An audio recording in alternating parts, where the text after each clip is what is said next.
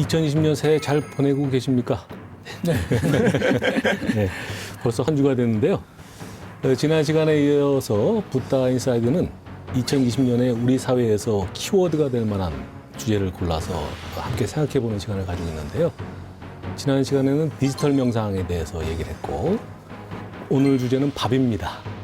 밥인데 먹고 사는 것 같이 중요한 일도 없죠. 그렇죠. 예. 그 지난주에 예.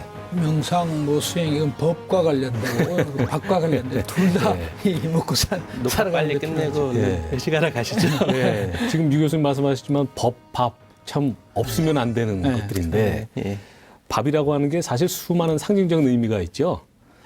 그 2020년 지금 우리가 먹고 있는 한 끼의 밥이 어떤 의미가 있는 건지 오늘은 그 얘기를 좀 해보려고 그러는데 우선 주제 영상을 한번 보실까요?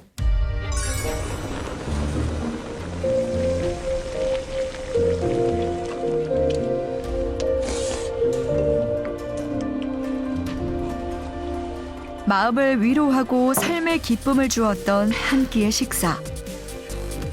한국인은 밥심으로 산다는 말이 옛말이 된 시대. 우리의 삶을 지탱하던 밥이 사라지고 있다. 맛집을 찾아다니고 먹방을 보며 음식을 탐닉하지만 여전히 배고픈 현대인들의 허기. 삼각김밥, 편의점 도시락, 간편식, 배달앱이 대신하는 우리의 식탁. 가족과 밥 한 끼 하고 싶어요. 이제 TV 드라마에서나 볼 수 있는 가족의 식사 풍경. 우리는 지금 무엇을 먹고 살고 있나요? 달라진 우리의 한 끼로 대한민국의 현재를 생각합니다. 편의점 도시락과 집밥 사이. 붓다 인사이드 지금 시작합니다. 예, 밥이라고 하면은 어릴 때 어머니가 해주시던 하얀 쌀밥에 뭐 된장찌개, 뭐 김치 이런 것들이 생각이 나는데 뭐 다 소울푸드라 하면은 거창한 밥상이 아니라 소박한 밥상을 다 떠올리시죠? 영혼의 양식이라고 하는 소울푸드 같은 게 혹시 있으신가요, 다들? 더 있죠. 다 있죠. 저는 그 시골에서 자랐는데 지금 이제 김장하고 이 시래기를 콩나물에 콩고물에 이렇게 묻혀서 국 끓이고 그리고 이제 그럼요. 그거 하고 이제 된장 그러니까 두부 넣은 된장하고 비비면 그 맛을 지금도 영원히 잊을 수가 없습니다. 무지하게 맛이 이 궁합이 맞다 그러나 잘 맞습니다. 요즘 사모님이 안 해주세요? 그 실력이 안 나오죠. 이제. 손맛이 안 나오고 시래기도 잘 없고. 저는 그러니까 사실은 모든 음식이 다 제각각의 맛이 있다라고 생각하는 사람이기 때문에 특별히 뭐 이렇게 저기 한 건 아닌데 기억하고 싶은 맛은 하나 있어요. 이게 실은 이제 저는 혼자도 가끔 밥을 해 먹고 하는데 그러니까 이제 저한테 이제 밥하는 걸 가르쳐 주신 게 아버지거든요. 그러니까 이제 등산 다니면서 이제 버너에 코펠에 이제 밥하는 거를 이제 가르쳐 주셨는데 그 맛을 한번 기억해 보고 싶기는 해요. 옛날에 밥하려면 그 쌀 씻는 것부터 시작인데. 쌀 씻고 밥 안 치고 밥물 재고 그다음에 산에서 코펠 이제 버너 가져갈 때는 어쨌든 요새는 못 하지만 그때는 이제 설 익는다고 해서 이제 위에 뚜껑 돌 올려놓고 지금 한국인에게 밥의 의미, 아까도 뭐 말씀드렸지만 이게 단순히 밥의 의미를 넘어서서 일단은 다 밥 그러면 가장 먼저 떠오르는 게 어머니죠. 뭐니 해도 어머니고 또 밥은 먹었냐 뭐 이러면 이것은 단순히 밥 먹었냐라는 의미가 아니라 잘 살고 있냐 뭐 이런 의미가 있는 건데 한마디로 해서 밥이라고 하는 게 정말 뭐 한국인의 삶의 전체를 의미한다고 그럴까? 뭐 다른 나라도 그런지 모르겠어요. 밥이라는 단어가 없으니까 뭐 그렇진 않겠지만 같이 밥 먹는 사람을 식구라고 해서 특수성을 부여하잖아요. 그리고 뭐 이팝에 고깃국 하듯이 이팝 뭐 요즘 분들은 잘 모르시는 경우도 있겠지만 여기 지금 시청자들은 뭐 이팝 정확하게 이제 아실 거예요. 뭐 굳이 설명 안 드려도 그리고 밥을 이제 먹고 살기 힘들었던 시대들이 있었기 때문에 아까 말씀하신 것처럼 밥 먹었냐, 밥은 먹고 다니냐, 뭐 이런 것도 인사가 되는 거고, 그 다음에 친척집에 가면 밥을 더 주는 문화, 굉장히 어렸을 때는 특이하게 생각했던 게 저만 해도 약간 세대가 달라서 그러는데 밥 먹고 왔냐? 그러면 예. 이러면 밥을 차려줘요. 아니 먹고 왔다는데 이게 왜 이렇게 그리고 먹기 싫어서 진짜 배가 불러서 우리는 먹고 왔는데요라고 말했는데 주니까 이제 좀 깨작거리면 그러면 안 된다 이러면서 한 번 더 줘. 그리고 복 달아난다. 밥 남기면 복 달아난다. 그래서 지금도 현재도 우리가 흔히 쌀숭배라고 저는 얘기를 하는데요.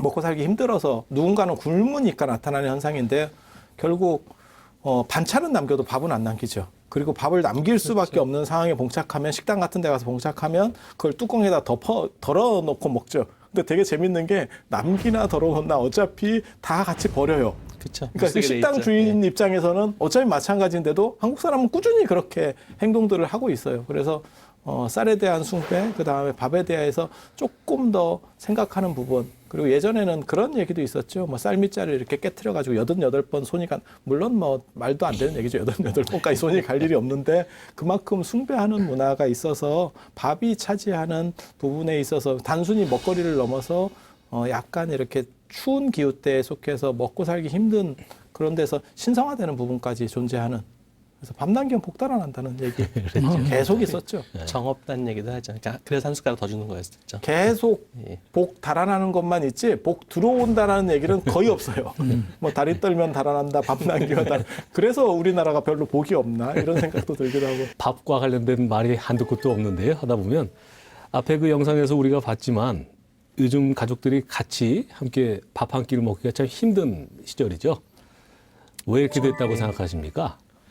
뭐 한마디로 얘기하면 각자 삶에 너무 바빠서인 것 같아요. 그러니까 뭐 생활 시간들이 사실은 굉장히 많이 달라졌죠. 그러니까 과거에는 그러니까 가족이 같이 일을 했으니까 농경 사회에서는 같이 일을 하고 일하는 장소도 같았고 그렇죠. 그러니까 같이 먹고 같이 나가서 일을 하고 같이 들어오고 하는 방식인데 지금은 직장이 뭐 가까운 데 있으면 모르겠지만 멀리 한 시간, 2시간 걸리 있으면은 그거 맞춰서 아버지 먼저 나가야 되는 거고 아이는 또 아이들 시간 맞춰서 일어나서 움직이게 되는 거고 그러니까 결국은 이제 각자 자신들의 일상생활의 어떤 생활 시간대들이 이제 좀 다양하게 구성이 되면서 이제 그것들이 겹치는 시간, 공통적으로 이렇게 만들어낼 수 있는 시간이 굉장히 줄어든 거죠. 그것 때문에 밥을 같이 먹기 힘든 상황이 돼버린 것 같아요. 아까 스님께서 뭐 식구 얘기를 하셨는데 국어사전에 보면 식구는 어쨌든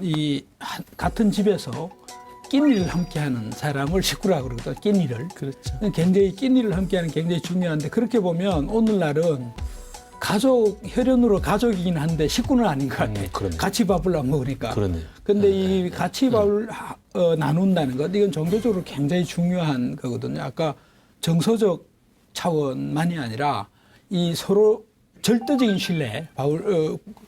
공양을 같이 나눈다는 것 그런 것인데 오늘날 어쨌건 아까 선생님 말씀대로 뭐 바빠서 등등의 이유 때문에 이 식구가 아닌 것 같은 일인 불행의 시대인 것 같아요. 예. 요즘 2030 세대가 하루 한 끼도 가족과 못 먹는 비율이 상당히 높다면서요? 예, 뭐 한 40% 정도가 하루에 한 끼도 같이 못 먹는다. 그러니까 열에 예. 한 끼 정도를 같이 먹는다는 사람이 한 50% 정도 되고요. 그러니까 세 끼 다 먹는 경우 이게 어떻게 보면 이제 가장 이상적인 그런 경우라고 할 텐데 0.8%입니다. 그러니까 놀랍네요. 뭐 이게 지금 이제 워낙에나 개인화된 상황들로 가 있기 때문에 나타나는 현상일 수밖에 없는 부분 같아요. 그러니까 그렇게 밥을 같이 못 먹는 이유가 가족들이 바빠서 나는 시간이 있는데 딴 사람들이 바빠서 못 모이거나 혹은 내가 시간이 없거나 뭐 그다음에 이제 자취라든지 다른 이유들 때문에 직장이라든지 학교라든지 이런 이유들 때문에 가족들하고 떨어져 살고 있다거나 그런 이유들이 대부분이기 때문에 사실은 이게 이제 지극히 일상화된 그러니까 개인화된 일상의 반영이라고 보시면 될 것 같아요. 스님들도 사정이 비슷하신가요? 지금 이제 작은 절 같은 경우는 같이 밥을 먹지만요. 대부분 큰 절들은 뷔페식이에요. 그래서 시간을 정해주고 스님들께서도 뭐 신도만이 아니라 예.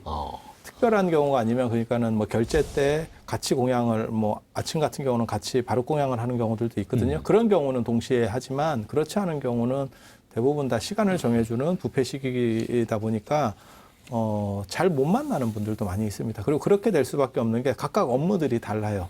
그래서 동시에 모인다는 게 어렵고, 그리고 예전에는 그런 거 있었잖아요. 그러니까 한꺼번에 모여서 어른이 이제 숟가락을 딱 들면 같이 이렇게 동시에 시작하는 그런 문화가 있었다면, 지금은 뷔페니까 그런 부분들이 다 사라진 거죠. 그래서 어떻게 보면 자기 편한 시간에 가서 자기가 먹는 거가 되니까 사찰도 이미 어느 정도 이상 개인화됐다라고 생각을 하면 돼요. 그리고 흥미로운 얘기 한 가지 해드리면요. 옛날에는 절에서, 요즘 말고 예전에 예. 저녁밥은 다 방에서 혼자 먹었어요. 그러니까 음. 오후 불식을 원래 지켜야 되는데 지키지 못한다고 그래서 저녁은 공동으로 안 먹고요. 혼자 아. 방에서 먹어서 그걸 약석이라 하거든요. 그래서 오히려 어떻게 보면 그런 문화가 지금 또 부활하고 있나라고 하는 그런 생각도 듭니다. 이게 식사를 같이 못한다는 게 단지 그 자체만의 문제가 아니라 결국 이제 대화가 가족 간의 단절이 되고 뭐 세대 갈등의 원인이 되기도 하고 뭐 정서적인 단절 뭐 이런 현상이 나타나게 되는 건데, 거꾸로 얘기하면 우리가 밥상머리 교육이라고 그러죠. 그래서 결국 제대로 된 교육은 밥상머리에서 이루어지는 건데, 그 얘기를 전 아주 공감을 합니다. 왜냐하면 저희 아들, 딸을 이렇게 마주 앉아서 뭘 진지하게 얘기할 수 있는 시간이 사실은 식사 시간 외에 이 5분 이상 진행하기가 어렵죠. 예. 참 조상들이 참 지혜로우신 건데, 그런 표현을 한 거 보면. 자녀분 입장에서 힘들 수도 있어요. 그거보다는 예. 그 5분 이상 같이 예. 얘기하실 수 있는 대화의 주제를 가지고 계신 게 굉장히 부럽네요, 사실은. 아까 유 교수님도 말씀하셨지만 가족들 간에 함께 식사하는 그런 게 없어졌다는 게 그게 어떤 의미라고들 생각을 하십니까? 아니 근데 어느 순간부터 우리가 음식 메뉴를 네. 통일시키지 않거든요. 밖에 네. 나가서 먹을 때도 다 다른 걸 시켜요. 그러니까 전에는 그렇죠. 어른이 뭘 시키면 거기에 맞추려고 하는 밑에 사람들은 그런 속성이 있으니까 동시에 나오니까 먹었는데, 지금은 다 다른 걸 시키니까 시간대가 다 다르게 나오는 거예요. 그러니까 어른이 숟가락 들기 전에 뭐 못 먹고 이게 아니고 그냥 나오면 식기 전에 먹어, 이제 이렇게 상황이 가는 거죠. 그래서 개인화되는 상황으로 계속 발전을 해나가고, 그게 오히려 집에도 영향을 미치는 게 아닌가, 이런 생각들을 해봅니다. 근데 문제는 하여튼 뭐 각자 식사를 해결하더라도 결국 때가 되면은 식사는 해결해야 되는데, 이런 얘기로 좀 전환을 해볼까 하는데, 최근 청소년과 20, 30대들이 편의점에서 거의 뭐 밥집 수준으로 편의점 도시락 편의점 을 좋아요. 사먹는다는 건데, 정말 좋아요. 요거를 이제 종류도 편의점 도시락을 줄여서 편도라고 그러더라고요. 저도 이번에 예. 처음 알았는데, 이 시장이 지금 5천억 원에 육박을 한다는 겁니다. 엄청나죠?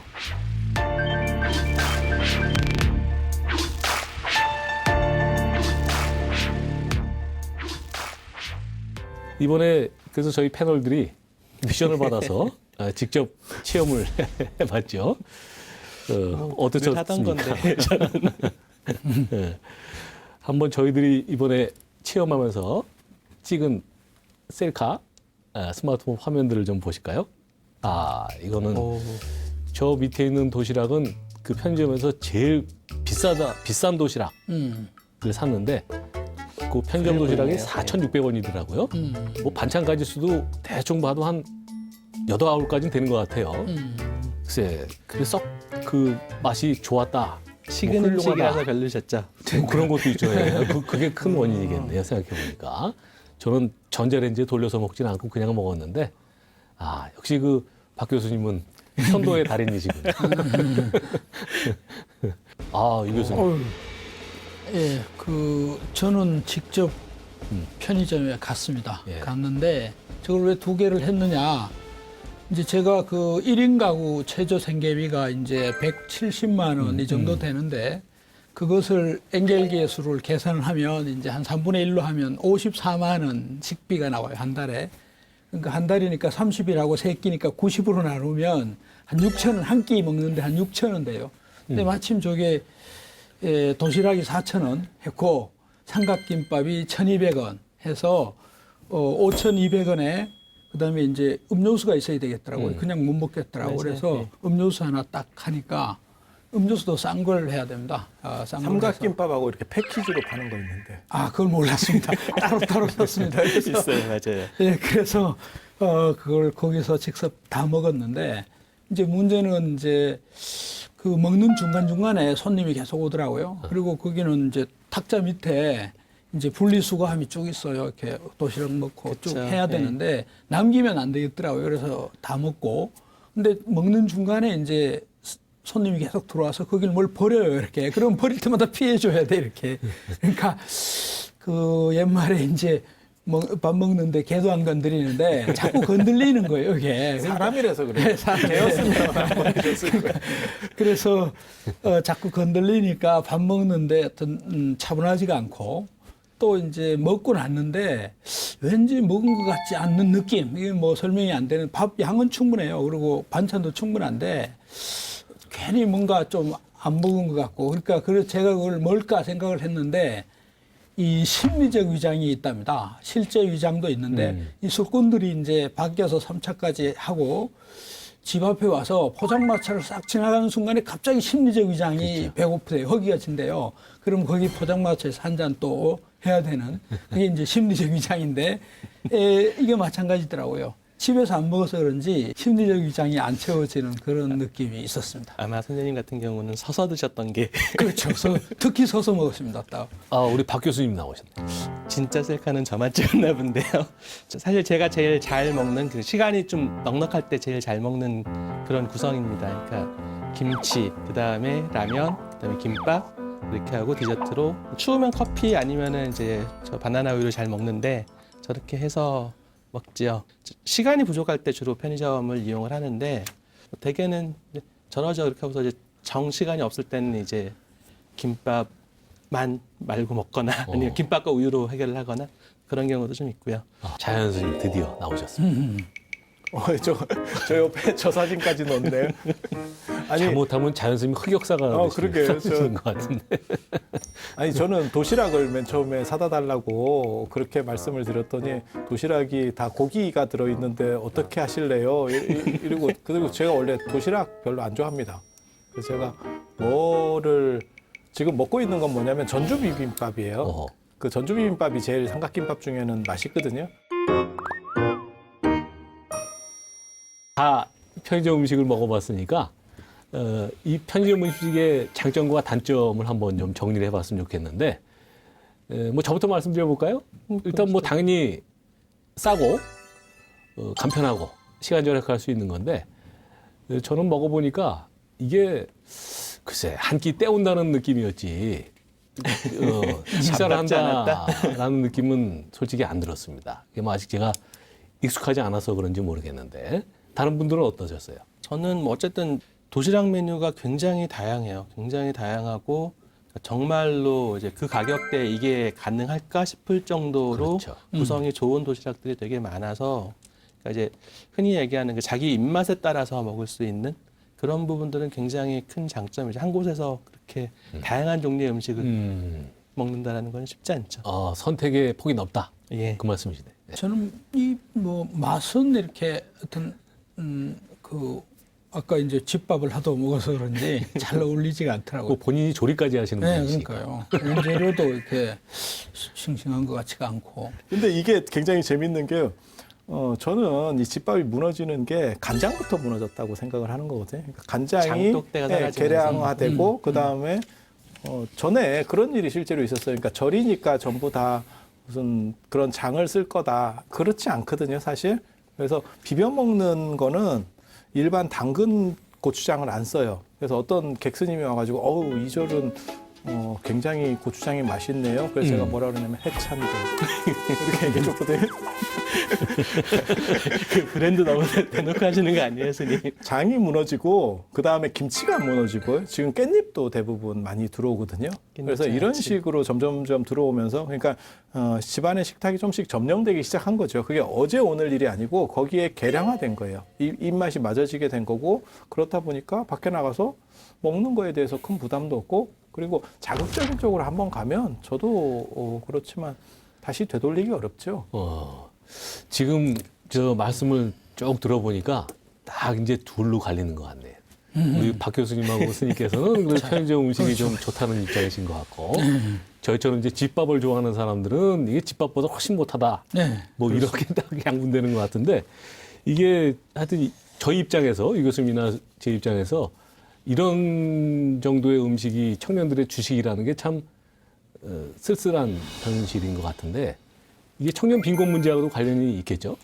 예, 빈곤 문제 이전에 이제 제가 그 어쨌든 사회학자로서 예. 또 말씀을 드리면 이 조지 리처라는 사람이 맥도날드화, 뭐 맥도날다이제이션 어허. 이렇게 얘기하는데 그러니까 이게 맥도날드라는 게 이제 햄버거의 유래가 이제 그 도시 노동자들이 조용히 앉아서 밥 먹을 시간이 없으니까 빵에 그냥 굽다만 고기 넣어서 한 손에 들고 한 손에 우유 들고 이렇게 먹는. 그 말하자면 우리나라의 편의점 도시락이 거기는 맥도날드. 그렇죠, 햄버거. 그렇죠. 삼각김밥이 예. 있다는 그렇죠. 삼각김밥. 그거랑 똑같은 건데 이 맥도날드의 이제 그 세 가지 규칙이 그 30분 들어오자마자 30초 내에 주문을 하게 하라. 그다음에 5분 내에 음식이 나오게 하라. 그다음에 토탈 15분 내에 나가게 하라 합니다. 그러니까 이 맥도날드 이렇게 그 가게에 가면 의자가 굉장히 불편하게 생겼습니다. 그렇죠. 탁탁하고 앉기도 굉장히 앉아있으면 히프가 아파요. 그 왜 그렇게 하느냐? 볼일 끝났으면 빨리 꺼져 이런 뜻이 이런 사인이라는 거죠. 그러니까 이게 뭐냐면 이제 현대 도시인 현대의 삶에 빨리 편의하고 빨리 이렇게 처리할 수 있고 이런 거거든요. 그러니까 지금 청춘 아이들이 물론 이제 그 빈곤의 문제도 있고 또 학원이나 뭐 이럴 때 틈새에 먹어야 되거든요.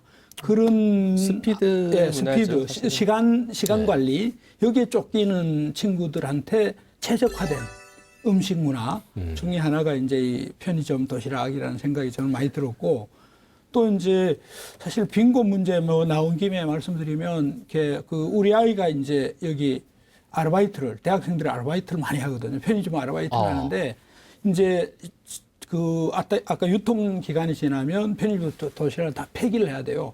근데 그거를 먹으려는 애들이 있다는 거죠. 우리 아이도 실제로 폐기하는 걸 먹고 무료로. 그렇죠. 우리 다 폐기하니까. 근데 또 돈이 없는 아이들은 이제 이 바나나 같은 거 이제 유통기한이 지나면 그걸 사서 일주일씩 놓고 먹는다. 그런 이제 경우도 이제 들었습니다. 그러니까 어떤 빈곤 문제도 원인이 되고 그래서 이제 싸니까 먹는 측면도 있고 아까처럼 이제 시간에 쫓기니까 문제. 편의성 때문에 선택하기도 하고 그렇게 되는 그러니까 저는 이 시대의 구조적인 이제 문제하고 그러니까 아까 불평등 이런 것들이 이제 작용을 함께해서 나타난 현상 중에 하나다. 직장인들 그 점심 시간이 그렇게 고달프다면서요? 네. 그러니까 뭐 점심을 안 먹는 직장인들이 예. 상당히 많고요. 그러니까 이제 먹더라도 스피디하게 정말 빨리 먹고 그러니까 편의점 도시락이 나오겠죠. 그야말로 정말 때우고 그 시간에 다른 거를 하려고 하는 사람들이 상당히 많이 늘어났으니까 이제 이게 직장 생활이라고 하는 것들이 결국은 이제 경쟁의 연속이고 그 안에서 자신의 경쟁력을 확보하기 위해서 끊임없이 뭔가 공부를 해야 되는 그래서 뭐 샐러던트라고 하는 그러니까 샐러리맨과 스튜던트라고 하는 말이 합쳐진 그런 샐러던트라고 하는 그런 말들도 생겨났는데 실제로 뭐 그 시간에 헬스장을 간다거나 아니면은 무슨 학원에서 뭐 공부를 한다거나 이런 사람들, 자기 개발하는 사람들 상당히 많고요. 그 다음에 저는 이쪽에 해당이 되는데 쉬는 사람들, 낮잠을 자거나 아니면은 무슨 뭐 사우나나 뭐 이런 데 가서 좀 쉬고 오는 사람들 그런 사람들도 상당히 많이 늘어나고 있죠. 교수님들은 이제 자유로우니까 괜찮은데 직장인들의 점심시간이 대부분 1시간이잖아요. 그렇죠. 그러니까 그 시간에 15분에서 20분 정도 사이에 밥을 먹고 나머지 한 40분 정도를 그런 식으로 쓴다라는 거죠. 야.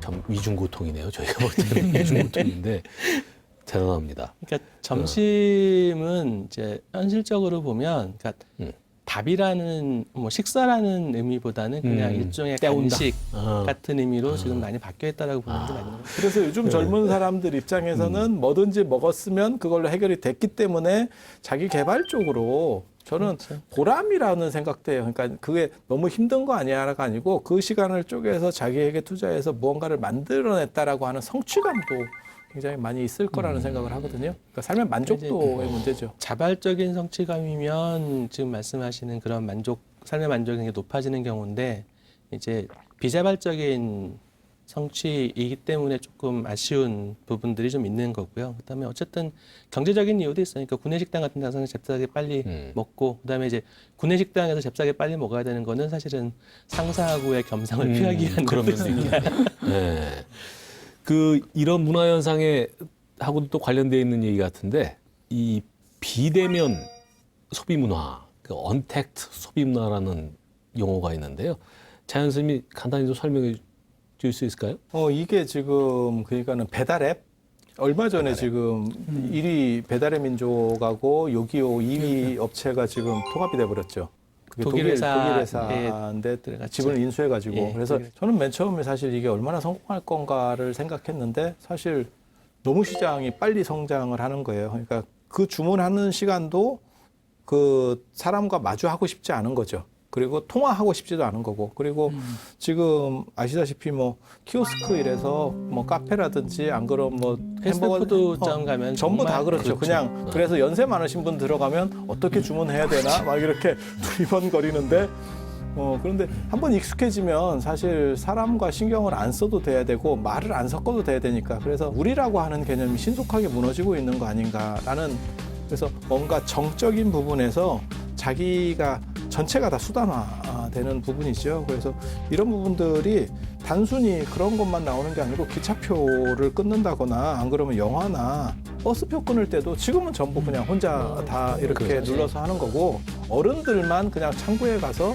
지금은 하고 있는 상황이에요. 그래서 더 가속화될 거고 이게 지금 긍정적으로는 편리하고 말을 안 해서 좋긴 한데 이제 부정적인 거는 공감할 수 있는 부분이 전혀 없다는 거죠. 그래서 이런 부분에 대해서는 좀 더 생각을 해봐야 그 되죠. 부분은 얘가 양면성이 좀 있는 것 같아요. 그러니까 이제 그 키오스크로 대체되는 부분들 같은 경우에는 사실은 그 흔히 이제 우리가 얘기하는 진상 손님들 굉장히 많대요. 상상하는 이상으로 많은데 이제 그분들이 와서 이제 한번 그 진상을 부리면 하루 매출 전체가 막 왔다 갔다 할 만큼 심각하게 되게 되나 봐요. 그러니까 이제 그런 것들을 미연에 방지, 흔히 얘기하는 이제 감정 노동자들에 대한 보호라고 하는 측면도 사실은 조금 있어요. 있을 수 있죠. 그런 부분은 좀 같이 고민해야 될 필요는 있습니다. 근데 이거 익숙해지면 외국 나가서도 선진국 가면 전부 이거거든요. 그러니까 똑같은 룰로 하면 맞아요. 뭐 네. 영어고 뭐고 다 필요도 없어요. 그냥 눌러서 먹고 그쵸. 또 이렇게 또 다 할 수 있어요. 그래서 화면에 딱 그 이미지로 딱 보여주니까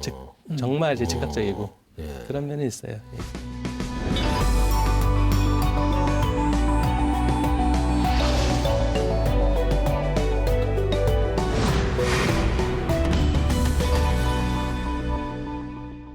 이렇게 얘기를 나누다 보니까 이 현대인들이 밥 먹을 시간도 없이 처절하게 생활을 하고 있다는 생각이 드는데 그래서 그런지 요즘에 소위 그 밥 주는 아파트가 등장을 해서 인기를 끌고 있다는데 이른바 조식 아파트라고 하는데요. 분양가도 비싸지만 식사를 제공하는 프리미엄 서비스 때문에 많은 사람들이 관심을 보이고 있답니다.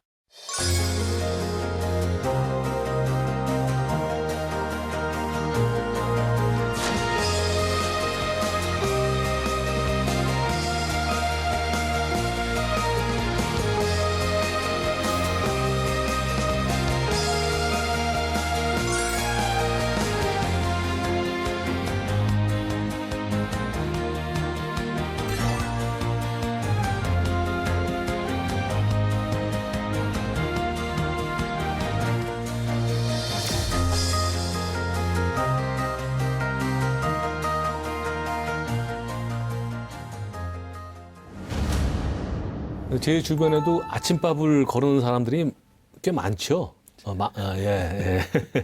많습니다. 저도 초등학교 들어가면서부터 예, 예. 아침을 안 먹었어요. 예. 지금 예. 저는 학교 공양권도 학교에 저는 꼭 찾아갑니다.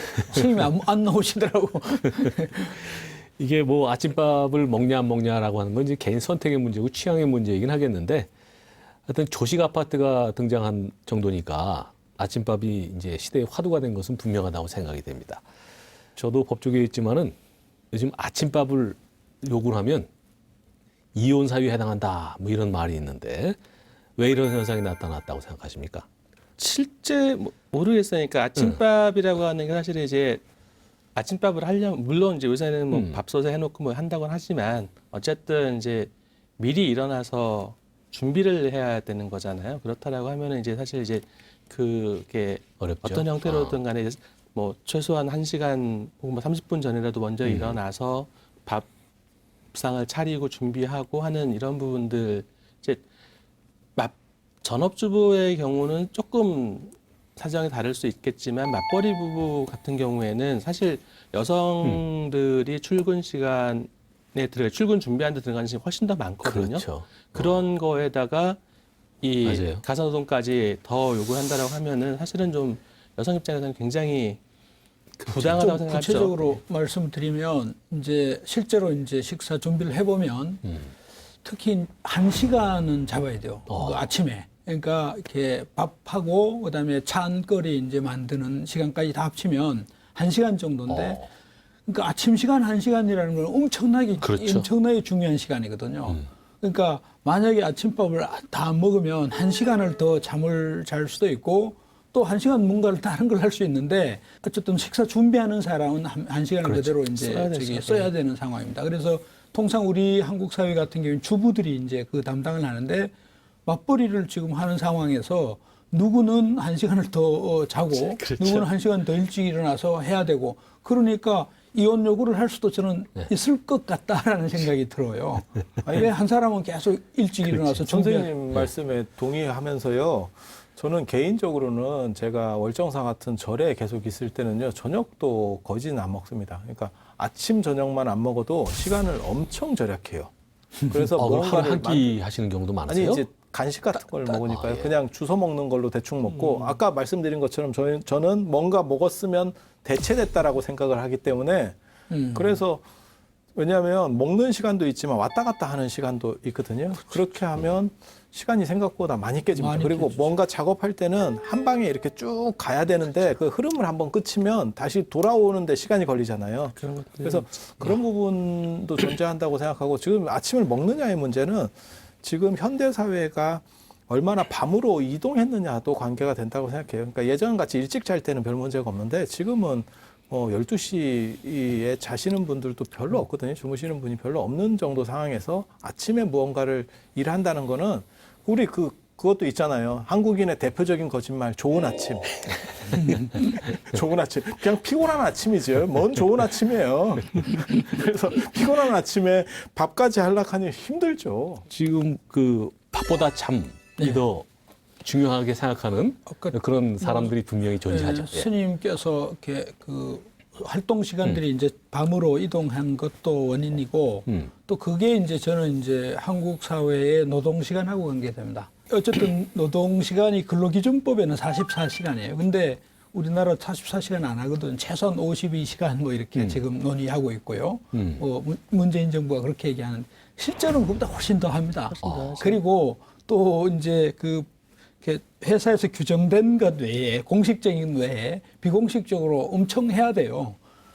그러다 보니까 그리고 이제 또 사회생활을 해야 되고요. 그러다 보니까 이제 그 잠잘 수 있는 시간 원래 이제 인간은 8시간 그 황금룰이라는 게 8시간 일하고 8시간 잠자고 8시간 사회생활을 하는 것인데 8시간 잠 확보가 안 되는 거예요. 여기 뭐 통계도 보면 지금 OECD 중에 통계 중에 한국인들이 평균 수면 시간이 7.41분이다. 8시간 안 되는 건데 아마 그 실제로 이렇게 이 통계는 이제 전 국민을 다 한 것이고 생각보다 많은데요? 근데 직장인들 그러니까 이제 노인들 이런 걸 다 포함하면 이제 아이들이랑 아이들 포함해서, 노인들 예. 다 포함하면 평균 내인 거니까 아까 스님께서 좋은 아침이 아니라 피곤한 아침인데 피로 사회라고 이제 항상 경쟁에 시달리고 그러다 보니까 사실은 먹는 것 이전에 우선 좀 잠 한 잠 더 자고 더 이렇게 쉬고 싶고 이런 게 삶의 현주소죠. 아, 최근에 그 커뮤니티 카페에서 아침밥 논쟁이라고 젠더 이슈로까지 확산된 그런 흥미로운 사건이 있었는데 올해 6월 말에 이제 그 수도권에 있는 한 아파트 단지 내부 게시판에 이제 성별은 기재가 안 됐대요. 그냥 간단하게 올라왔대요. 그러니까 근데 아침에 이제 집밥을 먹고 싶은데 여건이 안 돼서 못 먹는다. 그러니까 혹시 나한테 밥을 좀 그러니까 당신들 집에서 먹다 남은 국이랑 반찬이랑 뭐 해가지고 나한테 좀 줄 수 없겠냐. 내가 가격은 치러주겠다. 그렇게 해서 이제 글을 올렸는데 이제 얼마를 치르겠다는 거예요? 6,500원. 6,500원에? 예. 그런 것 같아요. 그러니까 이제 이게 네. 여성분들이 분노할 수밖에 없었던 이유는 이제 밥순이냐라고 하는 이제 그런 거에 대한 그러니까 똑같이 일단은 기본적으로 지금 여성들의 경제 활동이 늘어난 상황 속에서 이제 뭔가 더 큰 노력을 들이고 있는데 그거를 이제 이 사람은 이제 정말 자기는 정말 단순하게 그냥 사서 먹겠다라는 입장이었지만 어쨌든 가족도 아닌 다른 누군가에게 그걸 요구한 거잖아요. 결과적으로 이제 그런 부분에서 이제 좀 걸리는 부분도 있었고 여성들 입장에서는 우리가 그런 반만하는 존재냐라고 하는 그런 얘기들도 좀 있었고. 근데 얼른 그런 생각이 드는데요. 6,500원이 아니라 한 3만 원쯤 했으면 이렇게 이슈가 되지는 않지 않았을까? 서로 한다고 했어요. 그게 이슈가 됐을 수도 있죠. 그러니까 요는 제 장난처럼 말씀드렸지만 너무 그 노동력을 싸게 친 거라는 것에 대한 일종의 모욕감 뭐 이런 것도 있지 않을까 싶은데 그런 것도 있고 사실 이제 집밥이라고 하는 것의 본래 의미가 뭐 아까 교수님 추억 말씀도 하셨지만 결국은 이제 사랑이라고 하는 건데 그러니까 이제 이 사람 같은 게 그 대부분 어쨌든 아침에 그 수고로움을 마다치 않고 일어나서 아침밥을 준비하는 사람 그게 뭐 남성이 됐든 여성이 됐든 그러니까 결국 가족들에 대한 사랑의 그렇죠. 표시인 거잖아요. 조금 얘기를 바꿔서 이런 사회적 변화와 소비자 요구에 따라서 요즘 우리 식탁에 새롭게 등장한 음식이 있죠. 소위 가정 간편식인데 참 제가 느끼는 거지만 폭발적입니다. 몇 년 전에 상상도 할 수 없었던 건데 어떻게 감히 가정 간편식이 식탁에 오르냐 이랬었는데 쉽게 말하면 뭐 전자레인지에 데워 먹거나 아니면 끓는 물을 부어서 뭐 먹거나 뭐 이런 것들인데 이게 여성들한테 별로 거부감도 없는 것 같아요 요즘에 보면은 그죠? 그러니까 해서 맛없다는 소리 듣는 것보다는 그렇죠. 아니 근데 마치 나쁘지가 않아요. 그러니까 좋아요. 가사노동을 하는 사람 입장에서는 이게 굉장히 편리해요. 예컨대 꼼국 이게 딱 해서 넣어서 끓는 물만 딱 부으면 완전 꼼탕 꼼국이 딱 되는 거예요 이게. 오늘 토론에 가사 노동을 하시는 유 교수님께서도 정말 다행이네요. 이게 6,500원에 유승무 선생님이 납품을 하셨으면 젠더 논쟁이 없는데 그분이 동네를 잘못 사신 거예요. 아파트 단지를 잘못 사신 거예요. 그러니까 재료 손질을 다 해서 주는 경우도 있고요. 그렇죠. 그렇게 하고 이제 그냥 데펴서 먹기만 하면 되는 경우도 있고 끓는 물을 부어서 저기 하는 경우도 있고 하여튼 한 서너 가지 정도의 유형으로도 구분이 되는 것 같아요. 구분이 되는데 뭐 식재료 사실 특히 이제 이게 1인 가구가 증가하면서 사실은 굉장히 폭발적으로 그렇죠. 성장한 부분이기도 해요. 그러니까 실제로 저도 이제 좀 가족 사정상 이제 혼자 있는 경우들이 좀 1년에 몇 달씩 있는데 그 경우에 장을 보러 가면 저 혼자 먹기에는 너무 많은 그렇죠. 거예요. 한 번 사면. 맞아요. 이제 이거는 딱 혼자 먹을 수 있는 양으로 딱 정리돼서 나와 있기 때문에 정말 저게 먹고 싶으면 맞아요. 그렇게 사 먹게 되는 거죠. 아니 근데 이거 보면 80년대 그 3분 뭐 카레 짜장 여기서부터 시작된다고 저는 생각을 하거든요. 그리고 제가 마트는 잘 안 가는데 제 취미 중에 하나가 홈쇼핑 보기인데 홈쇼핑에 이게 부쩍 많이 나옵니다. 최근에 특히 배고픈 시간에 이게 49,500원 뭐 이래가지고 계속 이렇게 나오는 걸로 봐서 근데 듣고 보면 상황을 이렇게 보고 있으면 저는 광고나 사실 홈쇼핑 이런 거를 좋아하는 게 그게 흐름을 알 수 있다라고 생각하는 맞아요. 거거든요. 네. 가장 집약적 흐름을 얘기한다라고 생각을 해서 보고 있는데 보면 진짜 편하게 설득력 있겠다라는 생각을 하게 돼요. 그러니까 제가 만약에 절에 안 살면 저도 저런 거를 구입해서 제가 1인 가구라면 충분히 먹을 것 같아라는 그 정도 설득을 당할 정도니까 맞는 것 같아요. 1인 가구 추세는 뭐 명확한 부분이고 이거 장 보는 것부터 시작해서 여러 가지 사실은 이제 아까 유 선생님 그러니까 식사 준비하는데 1시간 말씀을 하셨지만 실제로 그 재료 다듬고 정리하는 시간이 훨씬 더 많이 걸리거든요. 그렇죠. 그러니까 이제 그런 부분에 대한 수고로움을 덜어준다라고 하는 맞아요. 그거 하나만 하더라도 가정 간편식이라고 하는 것의 수요는 폭발적일 수밖에 없는.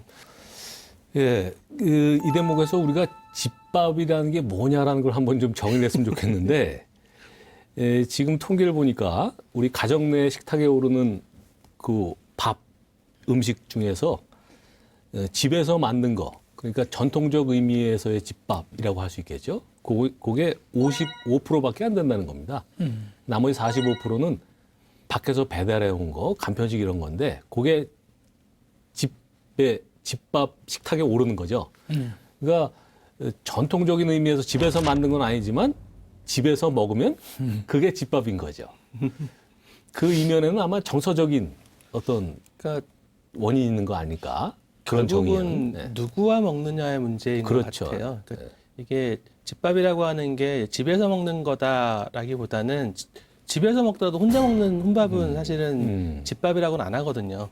그러니까 결과적으로 이거는 이제 누구와 같이 먹는, 그러니까 우리 얘기했던 식구라고 하는, 그러니까 정을 나눌 수 있는 누군가와 같이 먹는 밥이 집밥이라는 거.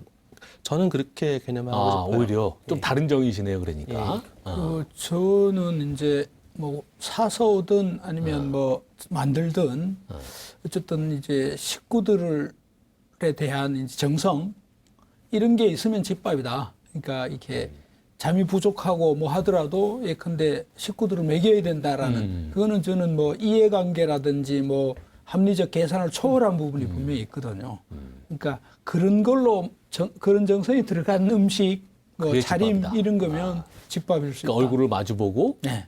대화를 하고 예. 마음을 통하고 예. 그런 게 부과가 돼야 정서적 집밥이다. 이제 정서적 유대가 오고 가고 정서적 저는 유대. 이제 그러니까 밥이라는 게 이렇게 밥을 나눈다는 원래의 의미가 뭐 아침 식사하셨습니까라는 인사 자체가 그걸 나누는 거거든요. 그러니까 그게 공감대의 가장 기초다. 이 생존의 가장 기초를 공유한다는 이런 개념이 있고 그게 이제 끊어지면 이제 공동체 이런 게 이제 해체되는 원초적인 붕괴가 일어나지 않을까 이렇게 생각하는 거죠. 그러니까 그렇게 정의를 하게 되면 결국 혼밥의 반대말이 집밥인 거네.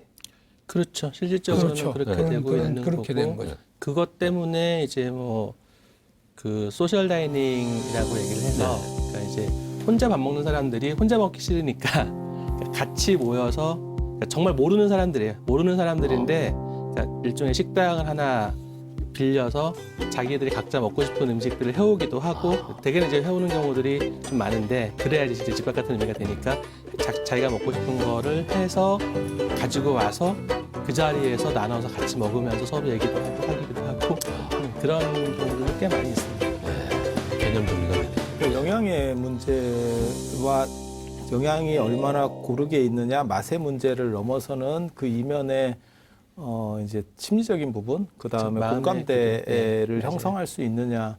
근데 그게 얼마나 개량화될 수 있을지가 좀 근데 이제 불투명한 것 같은데. 아니 근데 그 개인이 느끼는 주관적 감정인데 그러니까 집이 아니어도 제가 이제 불교 환경인데 거기 이제 그 법회를 하고 거기서 밥을 같이 먹어요. 근데 각각 이제 싸우든가 혹은 뭐 쌀 갖고 오고 반찬 갖고 오고 이렇게 갖고 와서 거기서 직접 해 먹거든요. 근데 그 밥은 집밥 같아요. 아하. 예. 그러니까 예. 집안에서 먹는다고 집밥이 아니라 그러니까 공동체 구성원들의 사랑과 관심과 이런 것들이 배어 있는 식사 문화 이런 것들이 유지되면 집밥 같은 그렇죠. 예. 밥이 되는 거죠. 그러니까 이제 그 이거를 누가 먹을지 모르는 상태에서 조리하는 음식하고 그렇지. 누가 그렇죠. 먹을 것인지를 알고 그렇죠. 하는 음식하고의 차이인 거죠. 좋은 말씀이시네요. 근데 굉장히 재밌는 게 예전에 그런 거 있었어요. 효 3천자를 써서 효자 3천자를 이렇게 약탕기에 불쏘시개로 써서 약을 다리면 뭐 효험이 있어요. 이랬더니 누가 실험을 했으니까 뭐가 있냐면 약탕기에 그렇게 다리는 것보다 그냥 전자약탕기에 다리는 게 약성분이 더 잘 추출돼요. 이런 것도 있는데 지금 말씀하시는 걸 보면 아니 저는 생각이 약간 달라요. 사실 집밥이라는 개념은 자기가 익숙하고 편하냐의 문제라고 생각하지. 그러니까 그러니까는 어떤 사람과 먹어서 가족하고 먹어서 꼭 편한 사람도 있지만 가족하고 그렇지, 먹어도 맞아요. 불편한 사람도 있어요. 그러니까 이제 그래서- 그 소셜 다이닝이 그 부분이에요. 그러니까 가족이 아니지만 편안하게 같이 먹을 수 있는 사람들. 이 개념이죠. 근데 이제 이게 모르는 사람이니까 편할 수 있는 부분, 익명성이 가지고 있는 편안함이 있어서 그냥 음식 앞에 놓고 서로 그냥 가볍게. 그러니까 사실 그게 이제 가족은 또 일종의 무한 책임이 따라 붙잖아요. 근데 소셜 다이닝 하는 사람들은 만나서 밥 먹는 그 시간에 같이 편안하고 즐거우면 되고 그 다음에 또 책임질 필요가 없는 거예요. 그러니까 스님 계속 말씀하시는 그 가벼워진 관계라고 하는 것들이 반영되어 있는 거기도 해요. 이제 조금 저 관점을 불교적인 관점에서 한번 볼까 하는데요. 불교에서는 음식을 만드는 과정부터 먹는 행위까지 모두 수행으로 보지 않습니까? 그래서 또 불자들이 공양을 할 때 오관계를 외우죠. 사전에. 그러면서 음식에 깃든 모든 이의 은혜를 생각을 하고 식사를 하게 되는데 지금 현대 사람들의 이런 먹거리 문제에도 불교의 이런 음식 철학을 좀 대입해 보면 어떨까 싶은데요. 어떻게 생각하시나요? 그러니까 아까 오관계 중에 은혜도 있지만 네. 이제 저는 이제 우리 삼일발리 모조리 그러니까 그 경전에 나오는 내용을 보면 결국 이제 수행을 하는데 필요한 네. 그러니까 그것 때문에 하는 것이거든요. 그러니까 여기도 오관계도 그 약으로 알고 건강을 그렇죠. 지키는 그게 이게 약이라는 게 결국 수행을 유지시켜주는 그런 장치로서의 음식이라는 거죠. 그러니까 그 옷도 마찬가지. 추위라는 걸 그 방지하는 것 자체가 수행을 위한 수단으로서 이렇게 해석을 하는 것이고요. 그래서 그렇기 때문에 이게 뭐 탐욕이라든가 이런 것하고는 전혀 관계없는 그런 음식으로 이제 그 음식 철학이 만들어져 있다 이렇게. 그 교수님 말씀을 이제 해석을 하자 그러면 무엇을 먹느냐가 중요한 게 아니라 어떻게 먹느냐가 중요하다는 그런 말씀입니다. 그 제가 주로 하고 있는 그 마인드풀니스 명상에서도 먹기 명상을 굉장히 중요하게 생각을 하는데 틴나탄 스님의 책을 보면 이런 얘기가 나옵니다. 최고의 보살행은 식사할 때 먹는 얘기를 하는 것이다. 그 무슨 얘기냐면 우리 이렇게 오랜만에 식구들 둘러앉으면 밥을 먹으면서 딴 얘기하죠. 너 뭐 어땠냐, 뭐 취직 비난을 어땠냐. 하거나 뭐 남을 욕을 하거나 그죠? 먹는 얘기는 안 하죠. 그때 틴나탄 스님 말씀은 자꾸 이쪽으로 주의를 들어와서 먹는데 이 주의를 기울여서 이걸 음미할 수 있도록 지금 현재 이게 최고의 보살행위라는 거거든요. 그 수행을 말씀하시는 거죠, 말하자면. 지금 아까 유 교수님 말씀하셨지만 지금 먹는 거를 알아차리지 않고 먹으면 이게 탐욕에 의해서 먹게 되고 탐욕을 키우는 과정이 되고 이건 수행하고 반대로 가는 거고 그 자기의 어떤 몸의 느낌, 내가 과식을 하고 있는지를 모르기 때문에 이 비만으로 가게 되고 뭐 이런 문제가 생기는 것 같고요. 요즘에 또 이제 우리가 얘기 안 할 수 없는 게 먹방이죠, 먹방. 아, 참 대단합니다. 그 외국에서는 소위 이제 음식 포르노, 푸드 포르노라고 그러는데 자꾸 그런 걸 보여줌으로 해서 탐욕을 키우고 음식에 대한 이게 이제 불교의 입장하고는 이제 반대로 가는 건데요. 먹방은 대단하죠. 그 네. 찌양 뭐 이런 분들 보면 개인적으로는 유튜브를 하는 사람 입장에서 부럽습니다.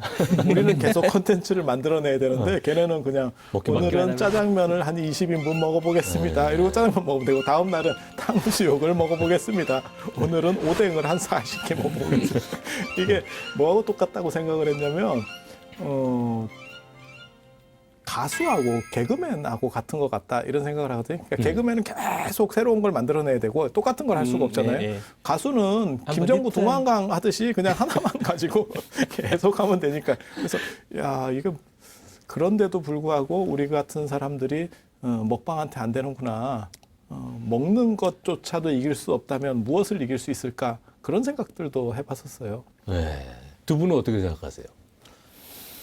먹방요. 네. 그러니까 저는 솔직하게 말씀을 드리면 먹방은 어리석은 짓이다라고 생각을 해요. 그렇죠. 그러니까 딴 게 아니라 해봤었어요. 그러니까 먹방을 했다는 게 아니라 중학교 들어갔을 때 초등학교 6학년 동창들끼리 반찬을 한 번 했었는데 그때 빵을 샀었는데 남았거든요. 그래가지고 많이 먹게 내기를 했었어요. 그 친구들 몇 명이서 남은 건 치워야 되니까 그렇게 하고 나서 체하고 난 다음에 아 먹는 거 가지고는 이런 거 하는 거 아니구나.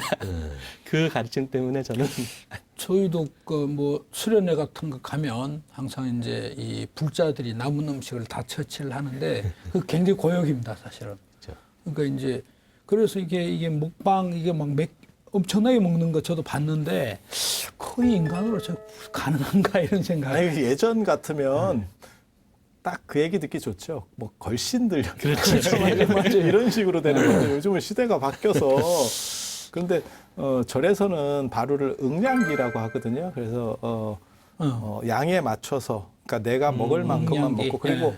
저는 그 얘기를 제가 계속 하거든요. 그러니까는 바루공양이라고 해서 꼭 음식을 다 먹는 게 아니고 초기 불교에서는 분명히 버렸어요. 음식을 먹고 남으면 버렸어요. 그래서 내가 예. 먹고 힘드는 것보다 수행을 위해서 먹는 거기 때문에 내가 어느 정도 먹으면 그다음에 그 탁발 문화라서 그래요. 탁발하니까 내가 생각하는 것보다 많이 올 수도 있어요. 그렇죠. 그러면 그때 이제 잔식 처리를 하거든요. 잔식은 뭐냐면 혹시 부족하게 닭발 받아오신 분들은 더 가져가셔도 돼요라고 해서 잔식을 처리하고 그렇지도 않으면 버리게 돼 있어요. 그래서 차라리 지금 같은 시절에는 버리면서 음식에 대한 집착을 줄이는 것 그건 굉장히 중요한 철학적 관점을 가지고 있다고 생각해요. 왜냐하면 가장 끊기 힘든 게 먹는 부분이거든요. 그래서 부처님 고행에서도 보면 그 정점에 있는 고행이 먹는 거예요. 그러니까 음식을 조절하는 것. 그래서 그렇게 생각하면 먹음에 대해서 초월할 수 있는 사람은 자신의 정신적 자세를 항상하게 유지할 수 있다라는 생각을 해요. 그래서 먹음을 통제할 수 있는 사람.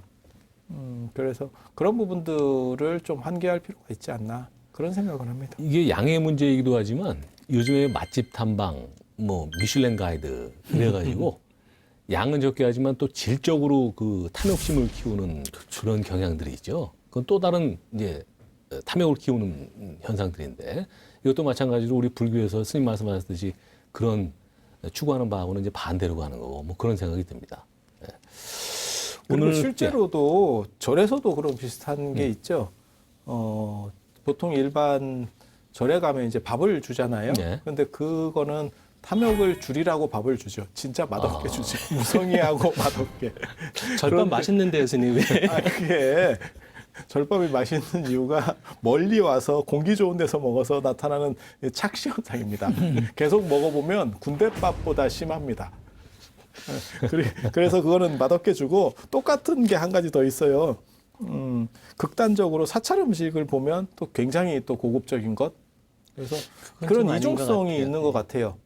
그래서 어떤 부분을 봤냐면 사찰 음식 전문으로 해서 이렇게 전시하는 데를 갔는데 사람들이 와서 뭐라 그러냐면 아 스님들 진짜 좋은 것만 이렇게 막 스님들이 먹잖아. 그렇게 안 맨날 드시죠. 저렇게 드세요. 이렇게, 예. 네, 성상시 그런 그렇게 안 얘기 드시죠. 근데 문제는 저는 처음 보는 음식인데 이게 근데 차는 이렇게 많지 않아도, 그러니까 저는 뭐 이렇게 사찰 음식, 특히 된장이나 그 김용사 이런 데 찬이 많이 안 나옵니다. 안 나오는데 우리 애를 데리고 갔는데 우리 애가 두 번을 먹어요. 그러니까 차는 많지 않아도 깊은 맛이 있어요. 그래서 사찰 음식이 저는 이렇게 그 떨어지지가 않는다. 그러니까 특히나 이렇게 물론 뭐 스님들처럼 매번 그걸 드시면 이제 그럴 것 같은데 우리는 가끔 먹으니까 가끔 먹으면 굉장히 얕은 맛이 있습니다, 실제로. 학교 밥하고 똑같아요. 방학 때쯤 되면 학교 밥이 힘들어지는 거하고 똑같은 상황인데 아니 뭐 말씀드리려고 한 거냐면 극단적으로 갈린다라고 하는 인간의 이중적인 부분 그래서 싼 거를 추구하는 동시에 때로는 자기를 보상시켜줘서 만족하려고 하는 그런 부분들이 절에서도 보이는 거 아닌가라는 생각을 해서 말씀드립니다. 오늘 붓다 인사이드는 먹는 이야기를 해봤는데요. 뭐 역시 많은 얘기를 했습니다. 많이 또 배우고 느끼고 했는데 밥상에 올라온 한 끼의 음식이 더욱 소중하게 느껴집니다. 분명한 것은 지금 우리 식탁이 변하고 있고 음식을 새로운 차원에서 고민해야 할 때인 것 같습니다. 2020년에는 어떤 사랑하는 분들과 따뜻한 밥 한 끼를 자주. 자주 네. 하실 수 있는 그런 날들이 이어지기를 기원합니다. 오늘 수고하셨습니다. 네, 수고하셨습니다. 수고하셨습니다.